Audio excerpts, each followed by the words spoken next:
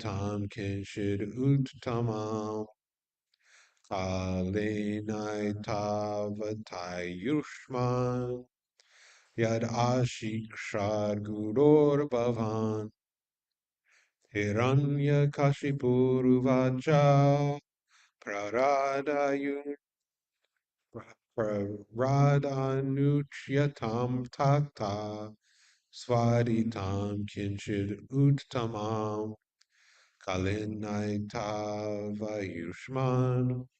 yad ashikshad guror bhavan Hiranyakashipu uvacha. King Hiranyakashipu said, Prarada, my dear Prahlad, Anuchyatam, let it be told, Tata, my dear son, Swaditam, well learned, Kinshid, something, Uttamam, very nice, Kalena etavata, for so much time, Ayushman, O long-lived one, Yat, which, Ashikrat, has learned, Guru, from your teacher, Bhavan, yourself. Translation and purport by His Divine Grace, A.C. Bhaktivedanta Swami Prabhupada, Srila Prabhupada Ki Jai.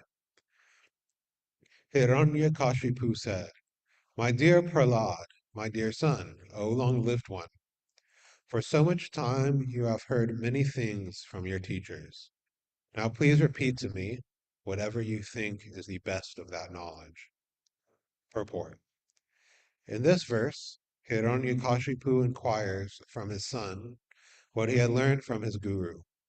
Prahlad Maharaja's gurus were of two kinds, Chanda and Amarka, and the sons of Shukracharya in the seminal discussion were the gurus appointed by his father.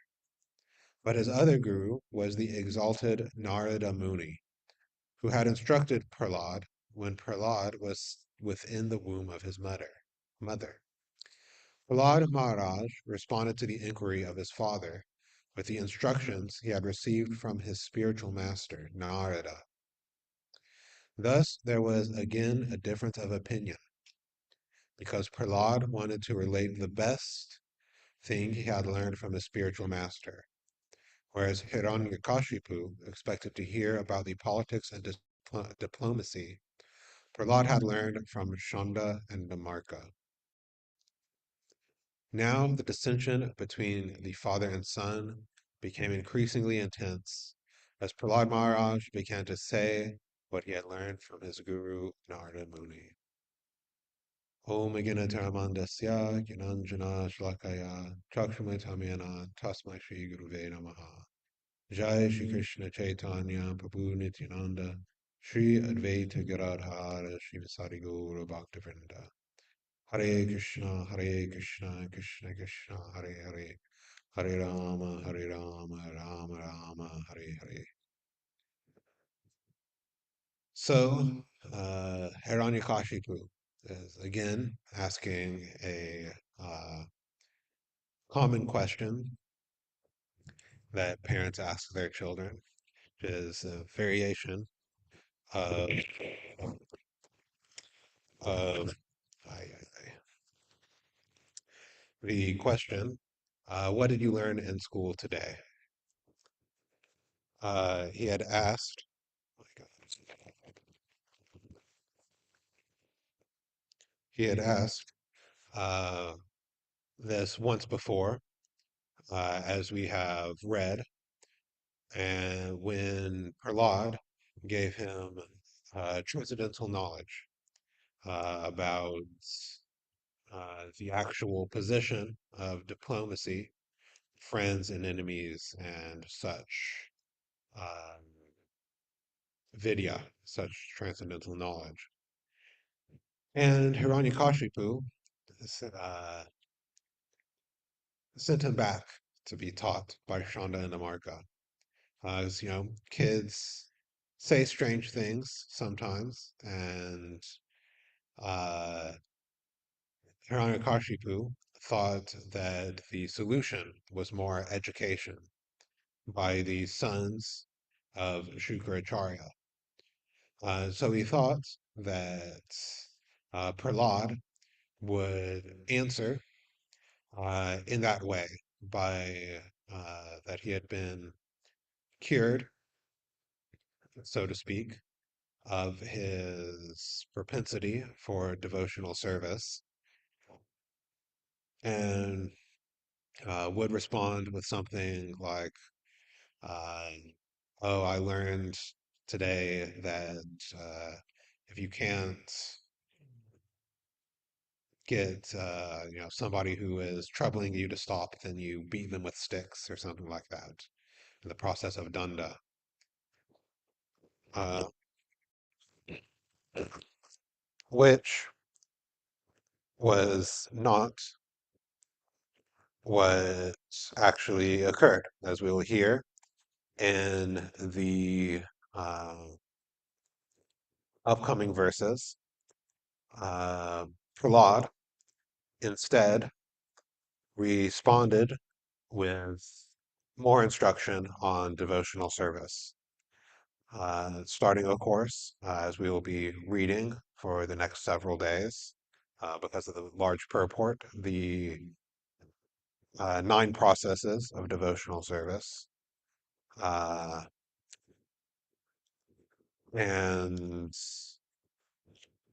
um, the fact that actually this is knowledge, that what constitutes knowledge is performing devotional service, which is what he learned from Narada Muni, his spiritual master. As is explained in the purport, the word guru could be interpreted 2 ways. Uh, of course, in Sanskrit, any sort of teacher can be called a guru. One can have a guru for mridanga, for singing, for arts, for Ayurveda, for practically anything that involves the transmission of knowledge. One has a guru. So instead of responding as Hiranyakashipu meant, of what he learned from his materialistic gurus, Prahlad responded with what he learned from his spiritual master, Narada Muni, which was just the opposite instruction. Because the sons of Shukracharya were demons, and they were non-devotees, they responded with, or they taught him instruction on the spiritual platform, or on the material platform, rather. That they taught him, or attempted to teach him, the various means of ruling, the um, ins and outs of diplomacy and such. But Prahlad Maharaj was not interested in that knowledge. He chose instead to listen to the words of his spiritual master, Narada Muni, and take transcendental instruction rather than the temporary instruction offered by Shanda and Amarka. Because actually the main process that we have of knowledge is hearing.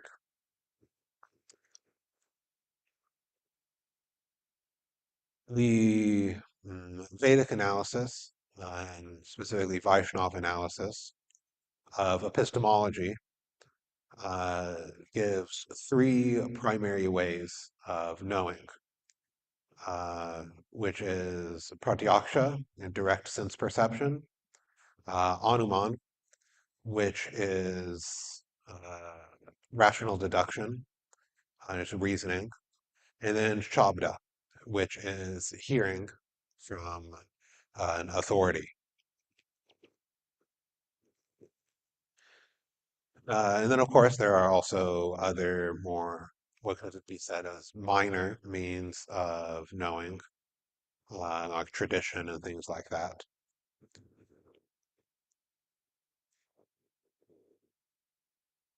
But these three main methodologies are the primary ways in which we gain knowledge, by which we know basically everything.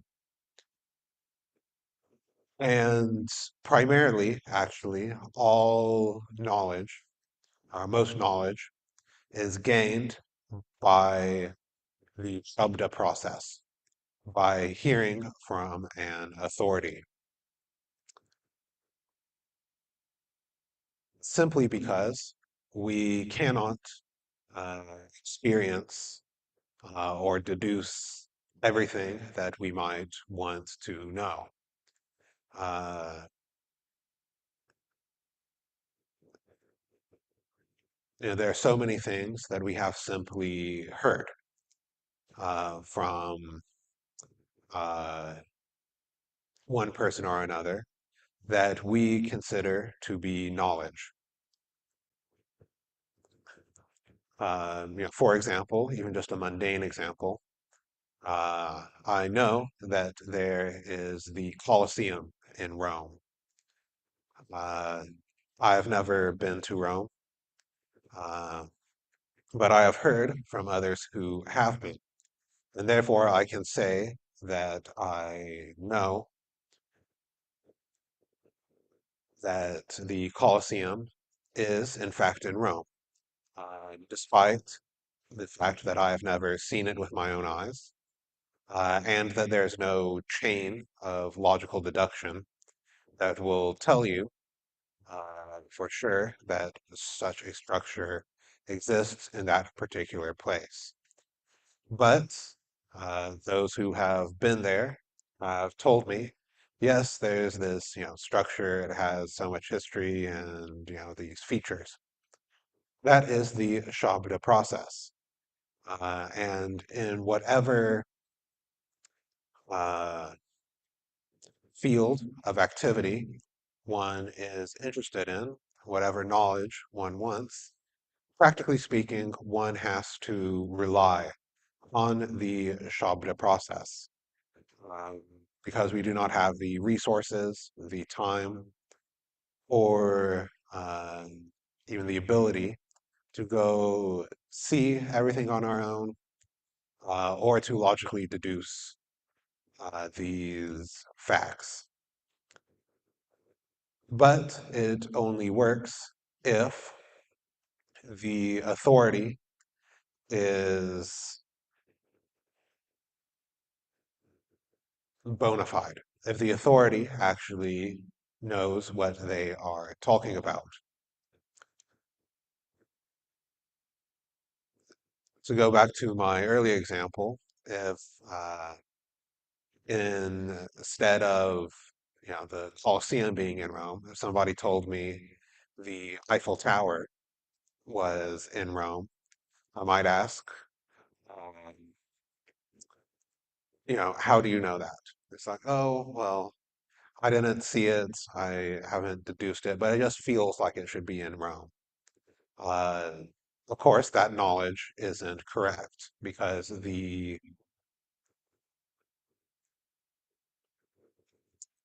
person, the authority, is not actually bona fide. He hasn't actually gained the knowledge himself or actually seen the result.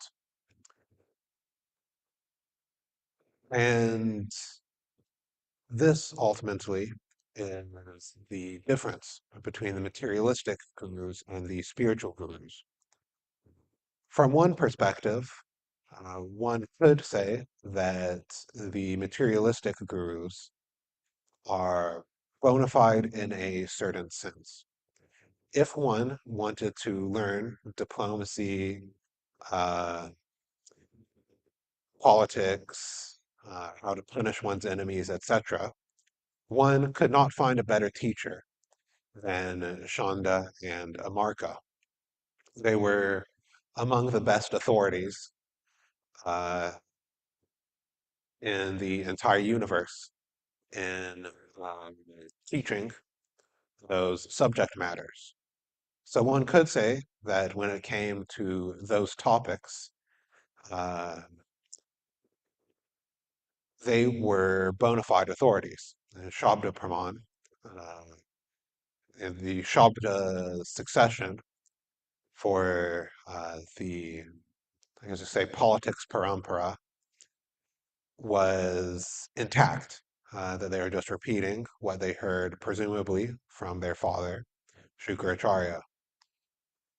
Uh, Likewise, if somebody is learning physics, for example, from somebody else, that person might be an authority in physics. And if one hears from them, one could learn about that field of activity. So, in one sense, these different materialistic authorities are, in fact, bona fide in their own field of study. Where they fail, where one needs a transcendental guru, is for two questions. The first being, what is the foundation of all existence? And the second being, how to be happy. We read from the Bhagavatam that the supreme absolute truth is that from which all else emanates. And it is required to have Shabda Praman, to have transcendental knowledge for this subject matter, because the uh, materialistic Shabda is by nature limited. Because even though we are receiving it by Shabda Praman, it was originally discovered by Pratyaksha and Anuman. I might learn physics from a physics teacher, but that knowledge was discovered through an experimental method, through the ascending process. Trying to um, claw our way up to the ultimate reality. But because our senses are imperfect, it is impossible to actually reach the absolute truth that way. The only way to understand the absolute truth is through the descending process, to hear from the nature of, to hear about the nature of all reality, or fundamental reality, from the fundamental reality himself. And in this area, the materialistic gurus totally fail because they do not have such knowledge. The knowledge is all on the temporary platform of how to, in the case of Shanda and Amarka, how to conquer over one's enemies. But, of course, in one's next life, it is possible, or maybe even likely, that one will be born in the family or in the population of one's enemies after one quits this life. So all this knowledge is on the temporary platform. If we want permanent knowledge, uh, transcendental knowledge, we have to take it as received through the parampara that begins with the source of transcendental knowledge, of transcendental existence himself, uh, where the only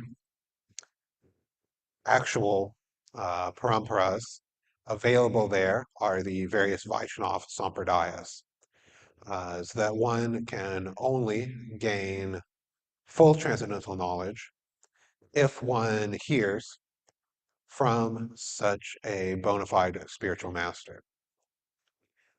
The other uh, question, or the other situation where I should say the other reason, that the materialistic gurus are inadequate is that they cannot actually answer the question, how do I become happy?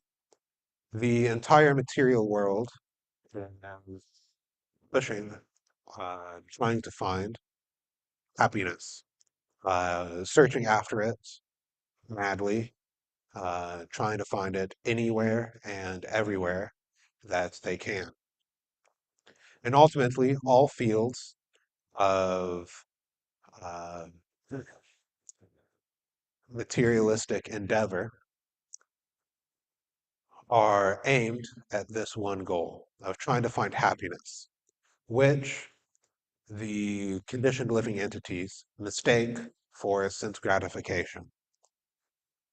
If one actually analyzes any field of knowledge or any field of activity that one wishes to, one can find that it actually has at its base sense gratification.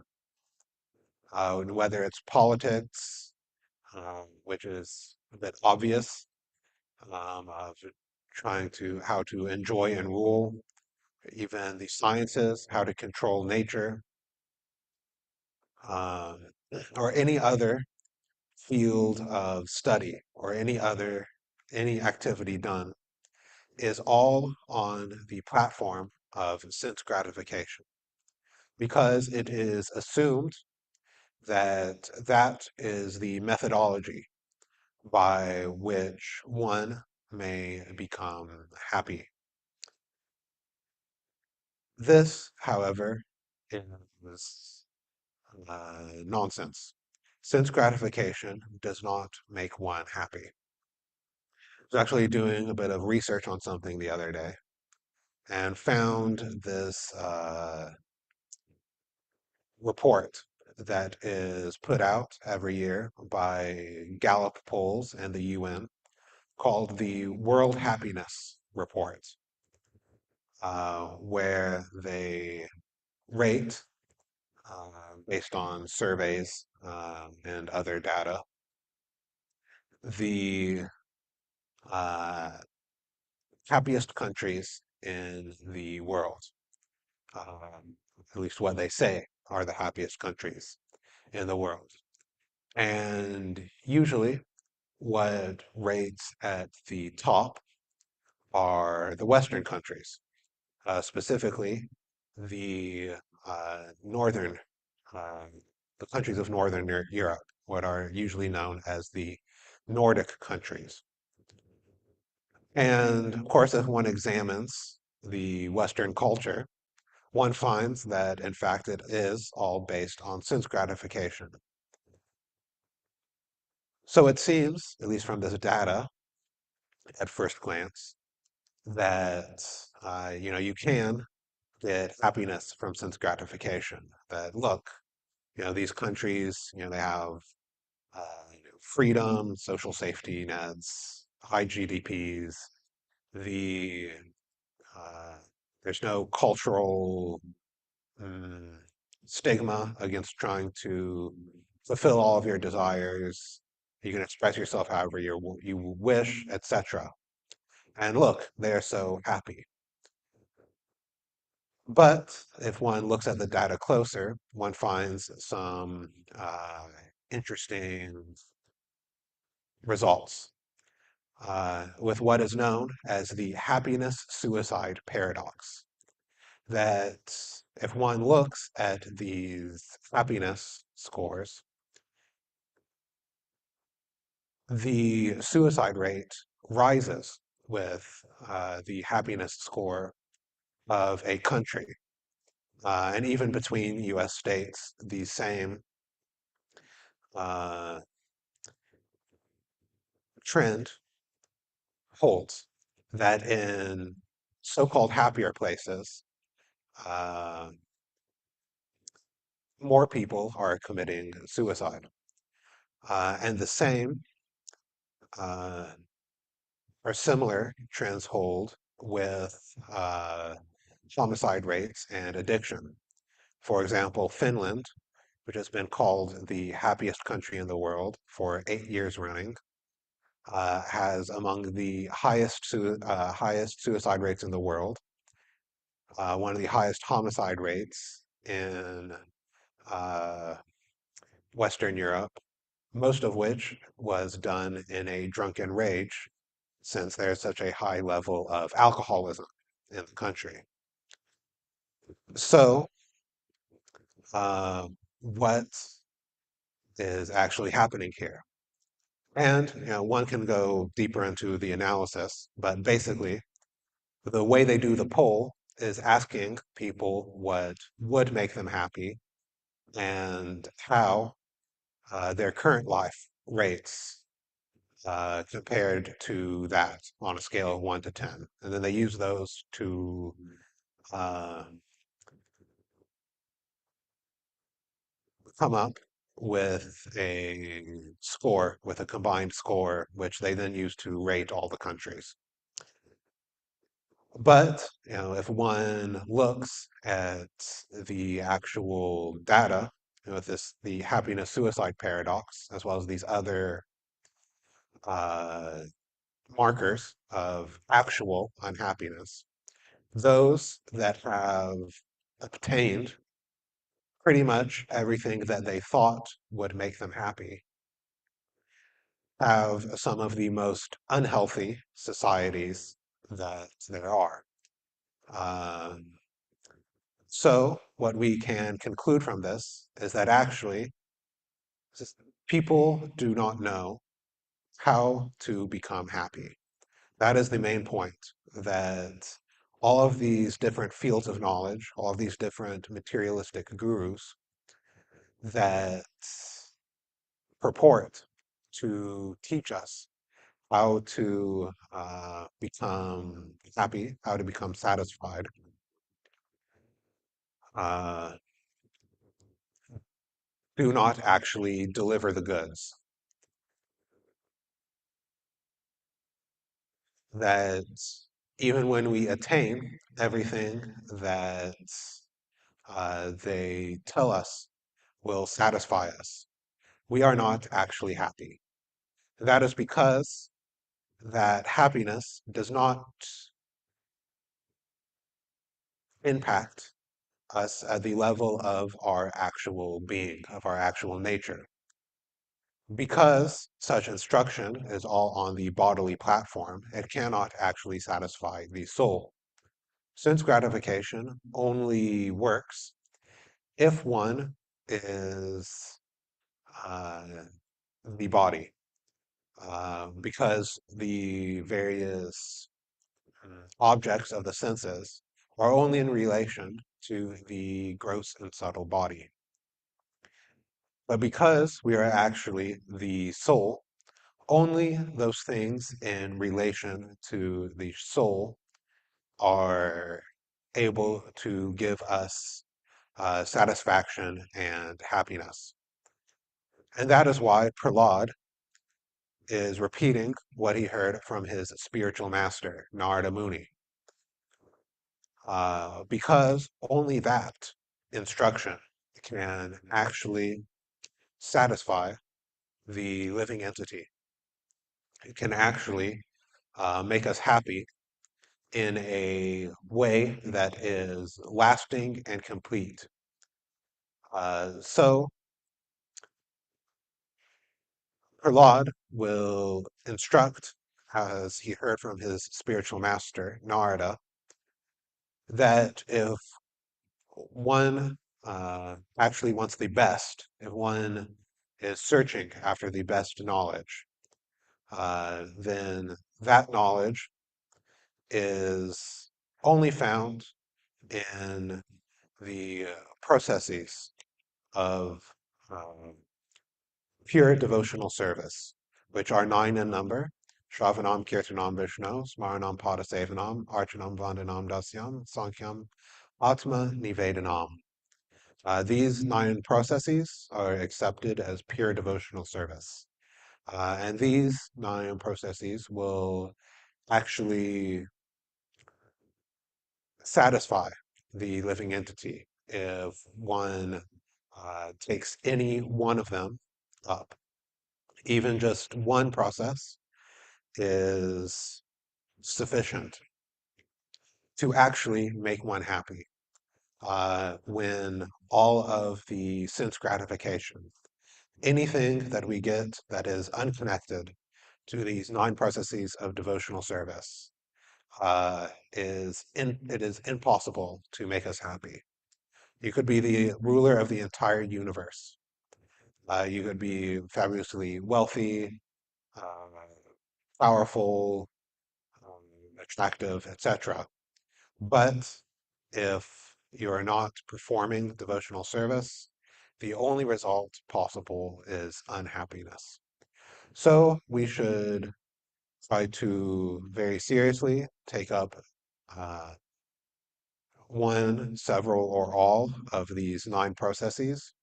Ample opportunity is there thanks to Lord Chaitanya's Sankirtan mission and the movement spread by Srila Prabhupada.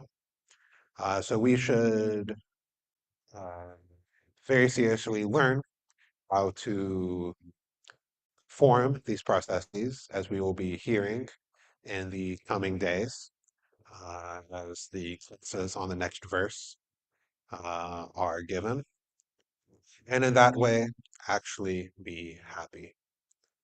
So I'll stop here. If there are any comments or questions, additions, subtractions.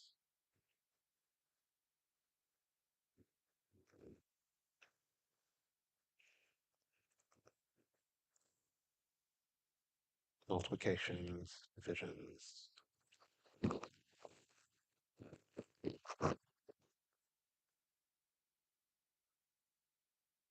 Hare Krishna Prabhu. Haribo. Excuse me. Thank you for another nice class. Um, so we're talking about the distinction between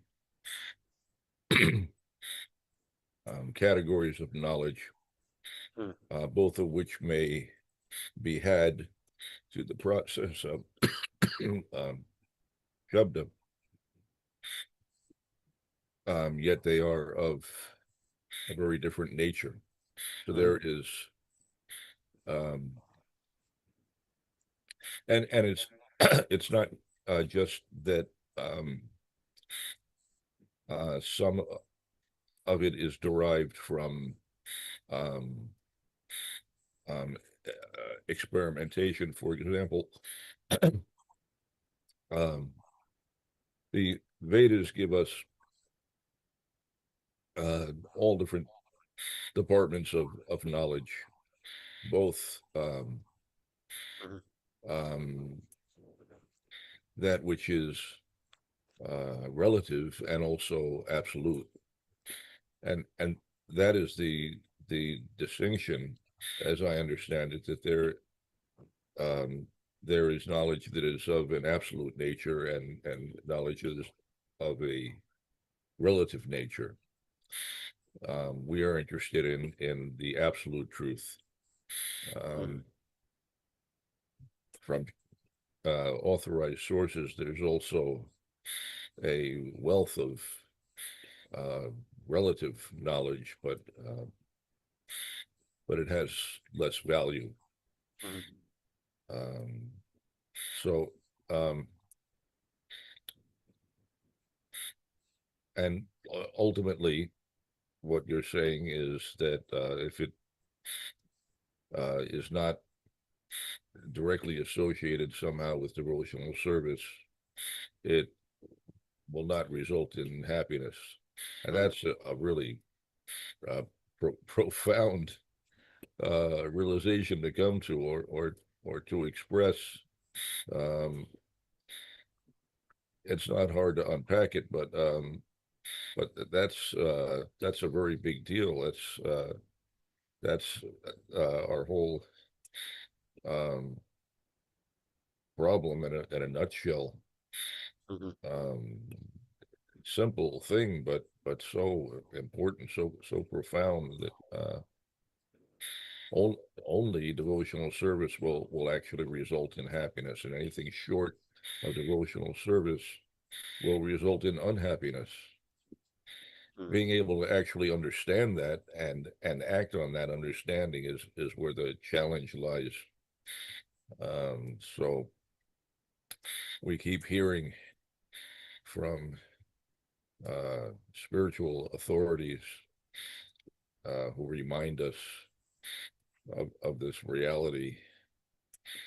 And we need to hear regularly because we're bombarded with the uh, propaganda from the opposing camp all day, every day, that happiness comes from everything other than devotional service. Hmm. Um, Practically anyone you meet other than devotees, they are of the opinion that something else is a source of happiness. Um, so we have to combat the propaganda. There's a terrible imbalance in the Hmm. world. Um, and what was the other thing? My mind has dropped a bit. Computer jargon. Computers used to be subject to these frailties that sometimes they would drop a bit and the data would become corrupted. And my mind has the same problem. I drop bits here and there. It's becoming worse as I get older. I had another comment, but it's completely evaporated. My Hmm. apologies. Anyway, I thank you for a nice class, and I'm thinking about this fundamental concept that um, devotional service is uh, so critical to our happiness, and everybody wants to be happy. I know I'd like to be happy. I don't particularly care for unhappiness. Hmm. Um, it's been a lifelong problem trying to evade unhappiness and achieve happiness. So devotional service is the solution. Hmm. I need to remember that and drum it into my head all day, every day, because sometimes I'm thinking that something else is a source of happiness, and I expend a fair amount of energy pursuing something else, and it results in some kind of misery. So, thank you for the reminder, Prabhu. Hare Krishna. Hare Krishna. Thank you for your comments, Prabhu. Yeah, so the Vedas also give relative knowledge, but we went to the absolute ones. And it's not just a lifelong problem trying to search after happiness outside of devotional service and avoid unhappiness. It's a multiple lifelong problem. This is not the first time we've been trying to do this. All right, we have about 12 minutes left. There, is there anybody else with a comment or a question?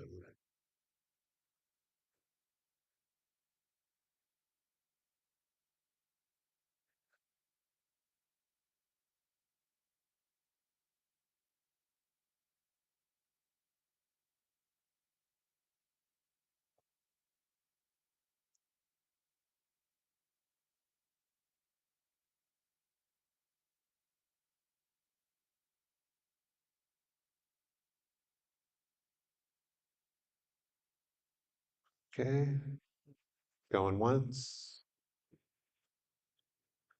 going twice.